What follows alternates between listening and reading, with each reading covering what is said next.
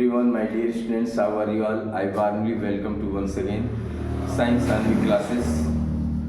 Today describe topics and important question class 10 UP board and CBSE board. UP board और CBSE board में जो important question है उसको मैं बताने जा रहा हूँ, जो एग्जाम में पूछे जाएंगे 2026 में। जो 2026 में जो बच्चे एग्ज़ाम देने वाले हैं उनके लिए साइंस के लिए इम्पोर्टेंट क्वेश्चन है, जिसमें फिजिक्स, केमिस्ट्री, बायोलॉजी इन तीनों के इम्पोर्टेंट क्वेश्चन मैं आज अटैम्प्ट करा दे रहा हूँ। ये बोर्ड में आएंगे, आप इसको कंसंट्रेट करिए। अगर बोर्ड एग्ज़ाम देने जा रहे हैं आप तो आपके लिए बहुत ज़्यादा इम्पोर्टेंट ये क्वेश्चन है, और मैं ये क्वेश्चन जो है एक एक करके बेहतरीन तरीके से बता दे रहा हूँ, उसको आप नोट कर लीजिए। पहला क्वेश्चन आपको फिजिक्स से बता रहे हैं हम, अवतल उत्तल दर्पण में आपको अंतर बताते हैं। अवतल दर्पण और उत्तल दर्पण। अवतल दर्पण हो गया और उत्तल दर्पण। इसमें दोनों में क्या अंतर है ये देखिए। अवतल दर्पण ये उभरा, बाहर से उभरा हुआ और बाहर से पॉलिश किया गया है। ये बाहर से पॉलिश किया गया जो दर्पण है आपका, इसका नाम है आपका अवतल दर्पण। बाहर की तरफ, ये अंदर की तरफ पॉलिश किया गया।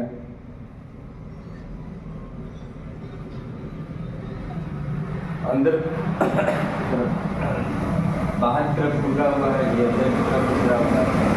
ये अवतल दर्पण मुख्य एक्सिस लाइन पास कर रही है। मुख्य एक्सिस, मुख्य अक्ष हो गया आपका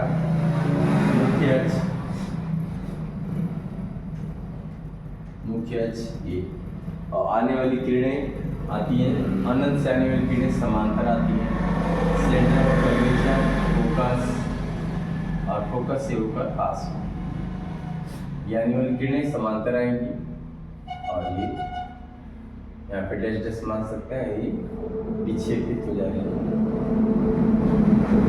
और ये डैश डैश फोकस से भी जाएगी, और ये सेंटर ऑफ कर्वेचर ये है। तो इसमें आपका रियल इमेज बनता है, आपका रियल इमेज फॉर्मेशन होता है, वर्चुअल इमेज फॉर्मेशन होता है। वर्चुअल यानी आभासी बोलेंगे आप, आभासी। और इसमें वास्तविक इमेज प्राप्त होती है, उसमें आभासी इमेज प्राप्त होगी, ये वास्तविक। और ये मुख्य अक्ष की ऐसे आती हैं और ये फोकस से होकर पास होती है। अगर किरणें पैरेलल आती हैं, फोकस से जो डॉटेड लाइन आभासी इमेज बनता है, तो ये दोनों में अंतर है। ठीक है, ये दोनों में अंतर आपको एक एक नंबर का आएगा। नेक्स्ट क्वेश्चन देख लेंगे आप, इसको ड्रा कर सकते हैं आप फिगर।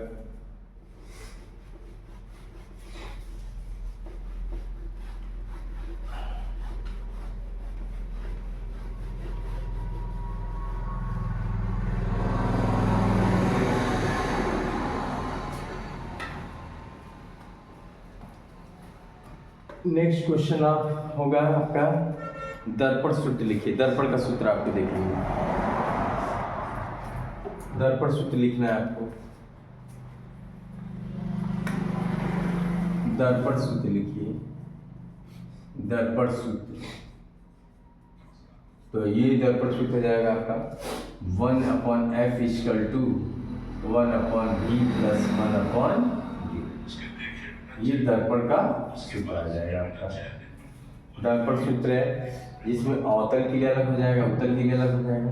अवतल के लिए आप अगर लगाते हैं अवतल दर्पण के लिए तो 1/f = 1/v + 1/u यही लगेगा, जिसमें u हमेशा माइनस रखना है आपको। और यहाँ पे u है क्या, तो वस्तु की दूरी है, वस्तु की दूरी क्या है, वस्तु की दूरी है कि आप प्रतिबिंब की दूरी, प्रतिबिंब की दूरी है, प्रतिबिंब की दूरी। f क्या है, फोकस दूरी है, फोकस दूरी है। 1/f = 1/v अवतल के लिए हो जाएगा, जिसमें u हमेशा माइनस रखना है। ठीक है, और एफ प्लस में और वी बी प्लस में। उत्तल के लिए देख लेंगे, इसको चिन्ह बदल जाते हैं, 1/v माइनस 1/u। इसमें आपको u माइनस रखना है, f को भी माइनस में रखना है। ये तो माइनस में रहता है, ये f भी माइनस में रहेगा और v भी माइनस में आ जाएगा, यानी तीनों चीजें माइनस में आ जाएंगी। तो ये फार्मूला आप यूज कर सकते हैं।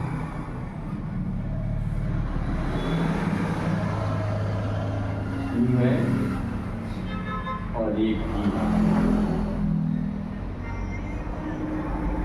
ये यूज कर सकते हैं आप फार्मूला थर्ड पट्टी में, इस पे आपके न्यूमेरिकल सॉल्व कर सकते हैं। ये आप नोट कर सकते हैं 1/f 1/v प्लस 1/u। अवतल के लिए, उत्तल के लिए या माइनस यूज करेंगे। u माइनस रखना है, f माइनस रखना है।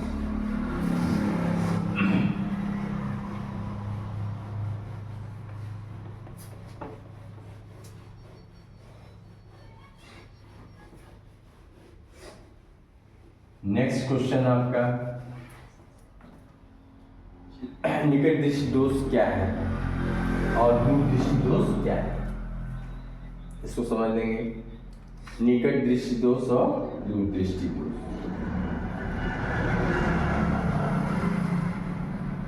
निकट दृष्टि दोष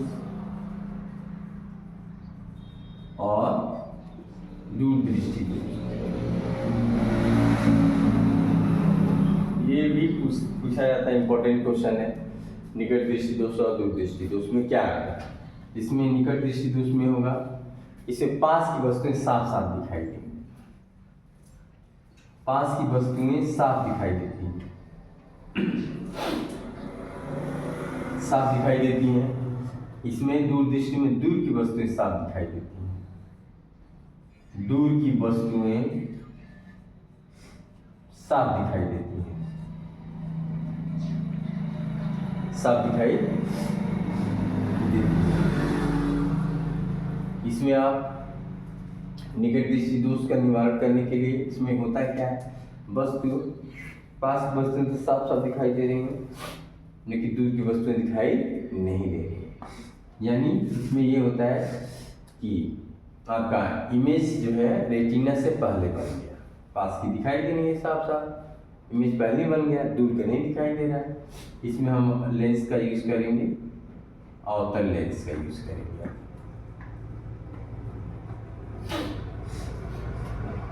इसमें उत्तल लेंस,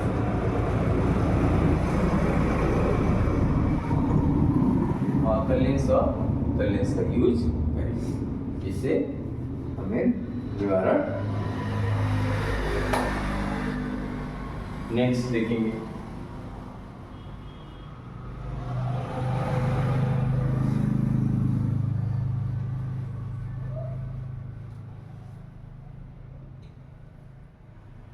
नेक्स्ट आपका ओम का नियम समझ लीजिए। ओम्स लॉ क्या है?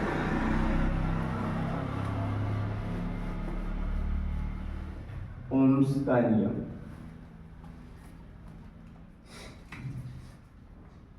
ओम का नियम, ओम का नियम क्या है, इसको समझ लेंगे।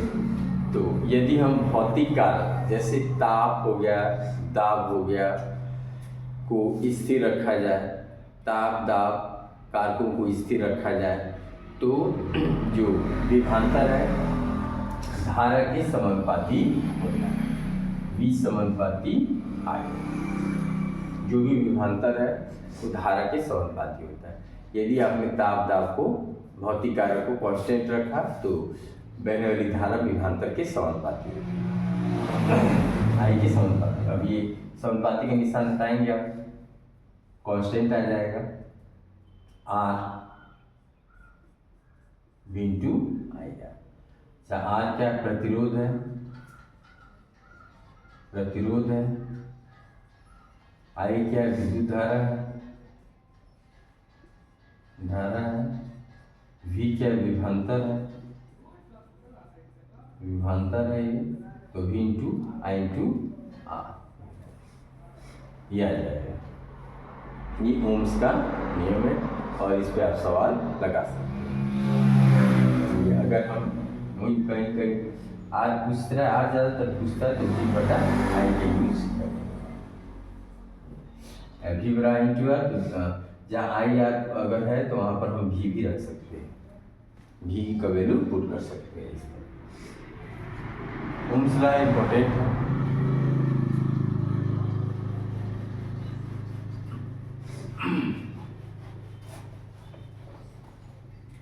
नेक्स्ट क्वेश्चन आपका फ्लेमिंग के बाएं हाथ का नियम। तो फ्लेमिंग के बाएं हाथ का नियम क्या कहता है? तो बाएं हाथ का नियम, अगर ये अंगूठा है और ये उंगली है आपकी और ये आपकी फिंगर मुड़ी हुई है, ये बाएं हाथ का नियम, फ्लेमिंग के बाएं हाथ का नियम, बाएं हाथ का तो ये नियम क्या है? तो जो अंगूठा है वो बल बता रहा है, बल की दिशा बता रहा है।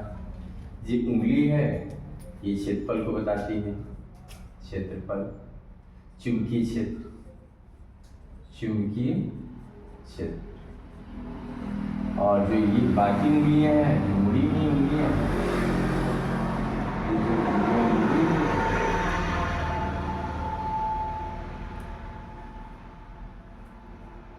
ये जो उंगलियां मुड़ गई ये बताती हैं आपकी विद्युत धारा बताती है, विद्युत धारा। ये है, ये फ्लेमिंग के बाएं हाथ का नियम है। जो अंगूठा है वो आपका फोर्स बता रहा है, बल की दिशा को बताता है, फोर्स बताता है। ये उंगली है चुंबकीय क्षेत्र, मैग्नेटिक फील्ड बता रही है, मैग्नेटिक फील्ड को निर्धारित करती है। और जो बाकी उंगलियां हैं वो आपका करंट बता रही है, करंट को डिसाइड कर रही है, करंट किस तरफ बह रहा है। बल ऊपर की तरफ लग रहा है, चुंबकीय क्षेत्र है सामने की तरफ और विद्युत धारा पीछे की तरफ लगेगी। तो ये बाएं फ्लेमिंग के बाएं हाथ का नियम है। ये इसे देख लेंगे, नोट कर लेंगे, इसे आप नोट कर सकते हैं। ये बल बता रहा है चुंबकीय क्षेत्र।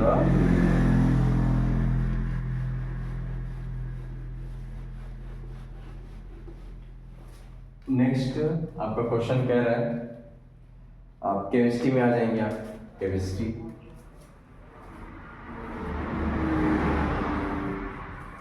पीएच स्केल क्या है? पीएच स्केल क्या है? तो इसका फार्मूला हम बता दे रहे हैं। पीएच एक पैमाना है जो विलेन की अम्लता और क्षारकता को नापता है, तो पीएच पैमाना कहलाता है। और इसका फार्मूला आपका pH equal to minus log 10 hydrogen ion की सांद्रता, हाइड्रोजन आयन की सांद्रता, पीएच बराबर माइनस log 10 हाइड्रोजन आयन की सांद्रता किया जाएगा। तो ये पीएच क्या है? पीएच एक प्रकार का स्केल है जिसको आपके साइंटिस्ट जो सोरेनसन ने खोजा था और बताया उन्होंने कि पीएच एक स्केल है जिसको हाइड्रोजन आयन एक्सपोनेंट नाम दिया गया है कि ये किसी भी विलेन की हाइड्रोजन आयन की सांद्रता को नापता है और बताता है विलेन अम्लीय है कि क्षारीय है। और इस फार्मूले का हम यूज कर सकते हैं, ठीक है? या फिर ऐसे यूज कर सकते हैं आप, सांद्रता ऐसे सांद्रता निकालेंगे तो ये हो जाएगी log 10 pH, ये भी आ जाएगा। ये फार्मूला घुमा के भी आप यूज कर सकते हैं। तो pH 0 से लेकर 14 तक होती है, 0 से लेकर 14 तक होती है pH। 0 से उदासीन, अगर pH इक्वल टू 7 है तो विलेन उदासीन है। अगर pH का मान 7 से ज़्यादा है यानी 7.4 है तो ये क्षारीय विलेन है। अगर कम है pH लेस देन 7 है, कम है 6.3 है तो ये अम्लीय होगा, ये अम्लीय हो जाएगा, ठीक है? तो 7 है उदासीन, 7 से अधिक है क्षारीय, 7 से कम है तो अम्लीय, तो ये हो जाएगा पीएच स्केल हो जाएगी।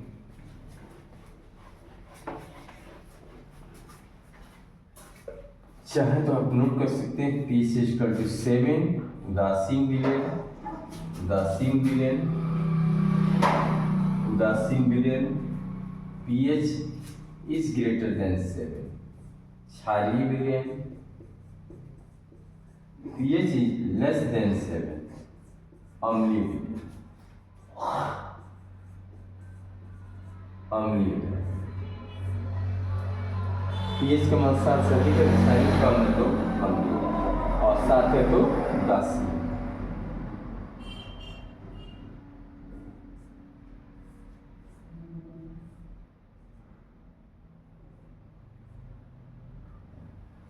सारी अम्लीय और उदासीन इसे नोट कर सकते हैं।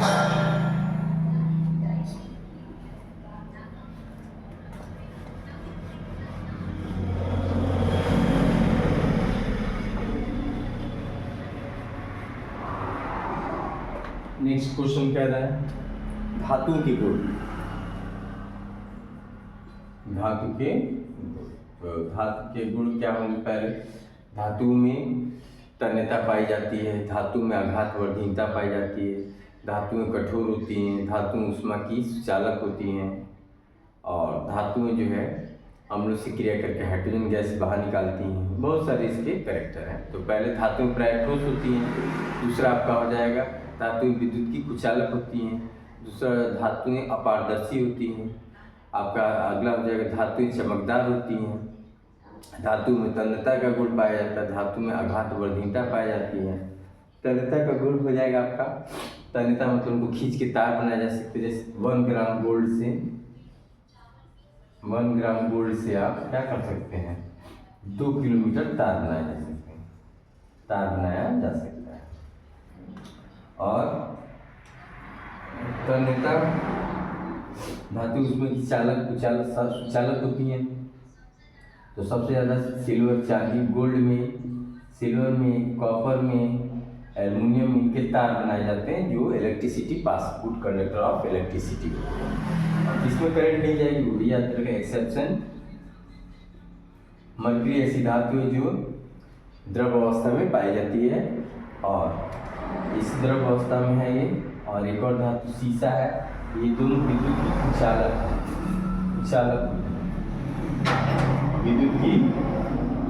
दोनों धातुएं कैसी हैं? विद्युत की कुचालक होती है। बाकी सारी धातुएं ठीक हैं, बाकी सब धातुएं ऊष्मा की सुचालक होती हैं, और इसमें करंट जाती है। इनको पीट कर चादर बनाया जा सकता है, तन्यता का गुण पाया जाता है, इनमें ब्रिटलनेस पाई जाती है, बाकी सारे कैरेक्टर मौजूद हैं। और कुछ धातुएं हैं जैसे सोडियम धातु है, इसको चाकू से कट किया जा सकता है, ये भी क्वेश्चन आता है। सोडियम ऐसी धातु कौन सी धातु है जिसको चाकू से काटा जा सकता है? तो सोडियम धातु है, और ये पानी से रिएक्ट करके आग पकड़ लेती है। और कौन सी धातु है जो हथेली पर पिघल जाती है? तो सीजियम ऐसी धातु है जो हाथ पे रखने पर पिघल जाती है। तो ये ऐसी धातु है कि हाथों पर रखने पर पिघल जाती है। तो ये भी क्वेश्चन आता है कौन सी धातु जो मेल्ट करती है? तो ये सीजियम हो जाएगा, सीजियम। ये सब धातुएं जो आसानी से मेल्ट करती है। ये क्वेश्चन है। नेक्स्ट क्वेश्चन देखेंगे आप, संक्षारण देखेंगे। संक्षारण किसे कहते हैं?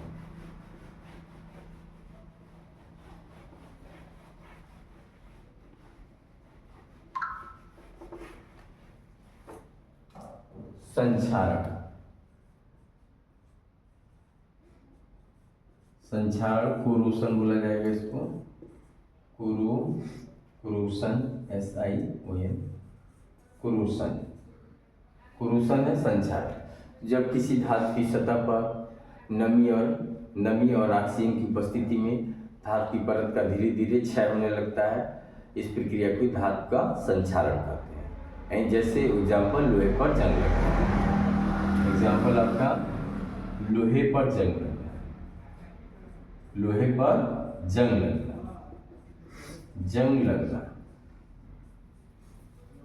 लोहे पर जंग लगना। और पीतल के बर्तन का हरा, पीतल का बर्तन हरा,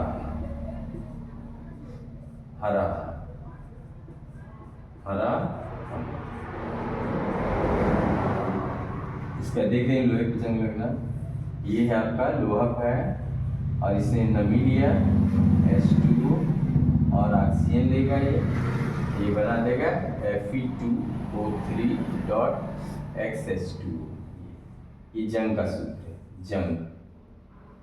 जंग आ जाएगा, जंग लग जाएगी, जंग का सूत्र हो जाएगा Fe2O3.H2। तो ये जंग लगना कहलाएगा, लोहे पर जंग लगना, ये जंग का फल आ जाएगा, रस्टिंग ऑफ आयरन बोलते हैं।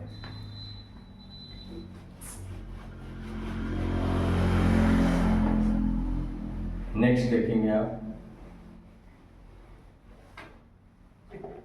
अगला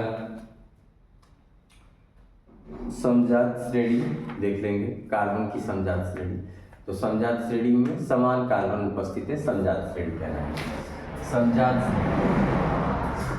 समजात श्रेणी मीन्स क्या होगा, कार्बन जैसे CH4 समजात श्रेणी में H H H और H, C2H6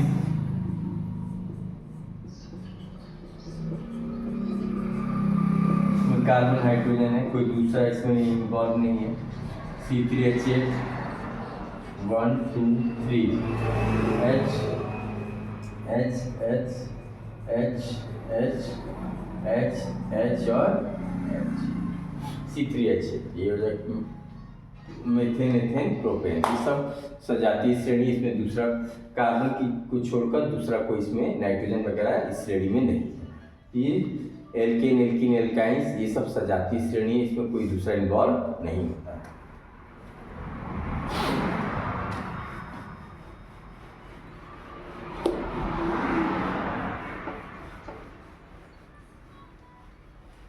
अब आ जाएंगे आप बायोलॉजी के क्वेश्चन देख लेंगे, कुछ ये इंपॉर्टेंट है। बायोलॉजी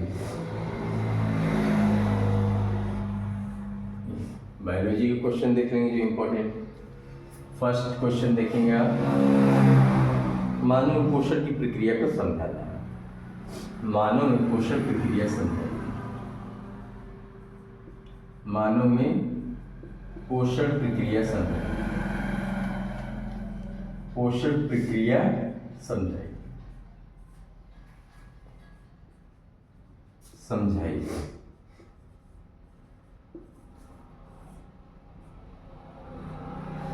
मानव में पोषण प्रक्रिया को समझाइए। पोषण प्रक्रिया क्या है? तो मानव क्या करता है, भोजन का अंतःग्रहण करता है। सबसे पहले वो माउथ में अपने भोजन को लेता है, उससे चिबलाता है, फिर उसका अंतःग्रहण होता है, फिर उसका पाचन होता है। पाचन के बाद उसका सर्कुलेशन होता है, उसके बाद से आपका सर्कुलेशन के बाद उत्सर्जन होता है। उत्सर्जन के बाद उस शरीर से बाहर बेकार के पदार्थ निकाल दिए जाते हैं। तो मानव में पोषण पाचन होता है, पाचन, फिर दूसरा अवशोषण,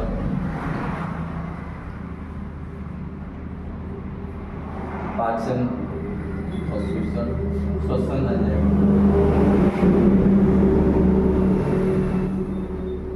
श्वसन एक प्रोसेस है, श्वसन आपका स्वांगीकरण मिलता है, भोजन को तोड़ना, स्वांगीकरण,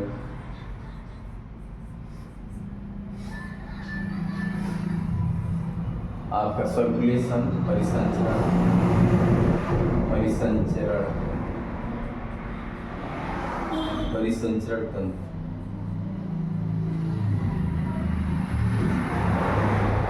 ये हो जाएगा कंट्रोल एंड कोऑर्डिनेशन, समन्वय तंत्र, समन्वय,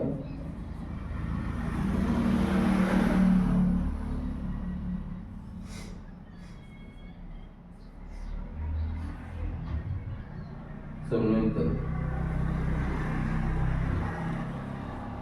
सातवां उत्सर्जन तंत्र,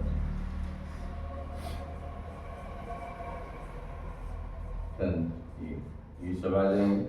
पाचन, भोजन का पाचन, अवशोषण, श्वसन, स्वांगीकरण, परिसंचरण, समन्वय और उत्सर्जन, ये सारी प्रक्रिया सेल प्रोसेस। भोजन का अंतःग्रहण या पाचन। आप शुरू से देखेंगे भोजन का अंतःग्रहण पाचन एक प्रोसेस का बड़ा है। भोजन का अंतःग्रहण ग्रहण 2 3 चौथी प्रोसेस 5वीं, छठी प्रोसेस 7वीं या फिर 8वीं प्रोसेस।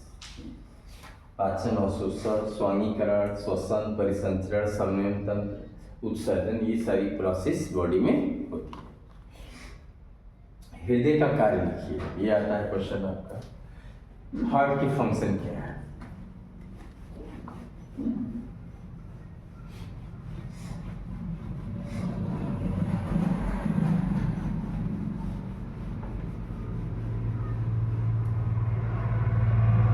हृदय का कार्य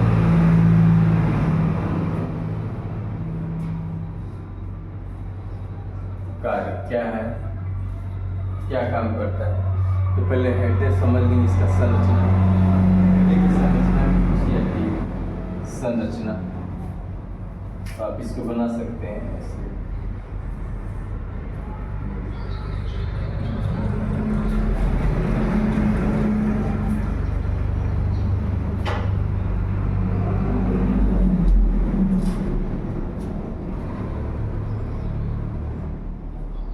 ये आपके 4 चेंबर होते हैं आपके, ये चेंबर बड़ा होता है, ये चेंबर छोटा होता है। 4 चेंबर है आपके हार्ट में, 4 चेंबर पाए जाते हैं। वेस्म चेंबर मतलब वेस्म, तो ये आपका लेफ्ट, ये राइट, एट्रियम बोला जाएगा, वेंट्रिकल, एट्रियम, राइट एट्रियम, ये लेफ्ट वेंट्रिकुलम,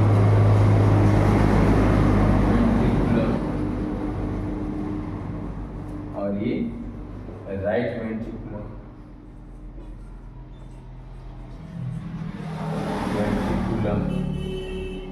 दायां नीले और बायां नीले।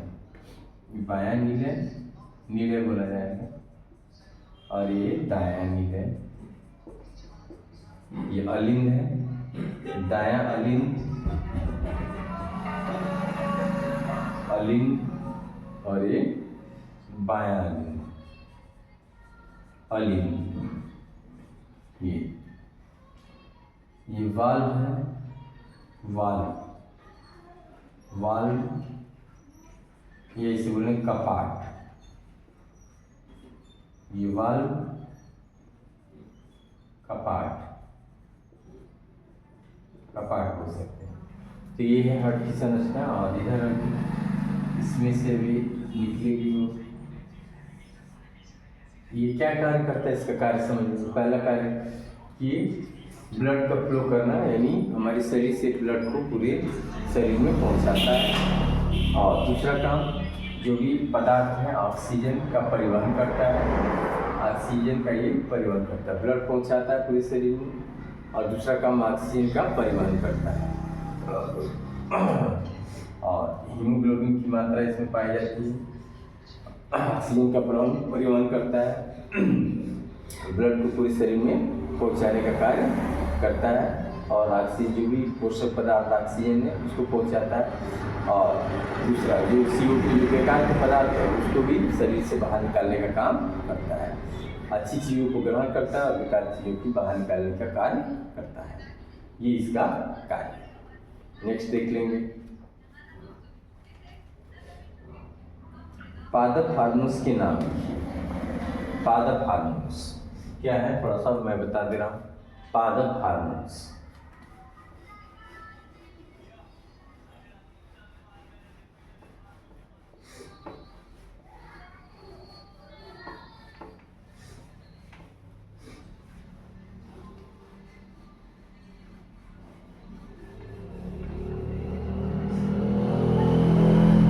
पादप हार्मोन्स देखेंगे। पादप हार्मोन्स, पहले हार्मोन्स क्या समझेंगे क्या है। तो hormones is a chemical messenger, a chemical ऑटोकॉइड्स। Hormones एक रासायनिक पदार्थ है, इसका सिक्रीशन होता है और तो शरीर में ग्रोथ कराते हैं। ठीक है, शरीर में कई प्रोसेस हैं जिनको वो ग्रोथ कराते हैं और जरूरी शरीर में प्रक्रियाएं होती हैं उनको कंट्रोल भी करते हैं। तो ये पादप हार्मोन्स है, पौधों में क्या काम है? तो पौधों का में काम इनका पौधों को ग्रोथ कराना, पौधों को बढ़ाना। कई हार्मोन्स हैं पौधे में आपको पाए जाने वाले, auxin hormones, auxin, gibberellin hormones, रेलिन हार्मोन्स, ऑक्सिन, जिब्रेलिन, ये पौधे के आपके हार्मोन्स है जो पौधे को ग्रोथ कराने में इसकी मदद करते हैं। नेक्स्ट आपका अलैंगिक प्रजनन के किसे कहते हैं, ये समझ लेंगे, बायोलॉजी है ये भी। अलैंगिक प्रजनन किसे कहते हैं? तो ऐसे इस प्रकार के प्रजनन में क्या होता है, मेल फीमेल भाग नहीं लेते, इसमें कोई एक ही पेरेंट्स होता है जिसके बच्चे हो जाते हैं, उसे अलैंगिक प्रजनन कहते हैं। वो कई प्रकार का होता भी है, तो कायिक जनन जैसे आपका कायिक जनन या अलैंगिक प्रजनन है।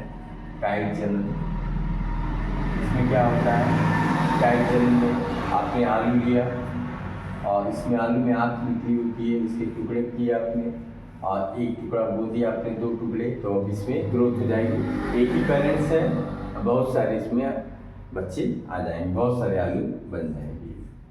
ये कायिक प्रवर्धन है जो एक अलैंगिक जनन है। गन्ना हो गया, गन्ने की नोक पे आपने काट के इसको गन्ने को भूमि में दबा देने पर हर जो गांठ से क्या होता है, गन्ने निकलने लगते हैं।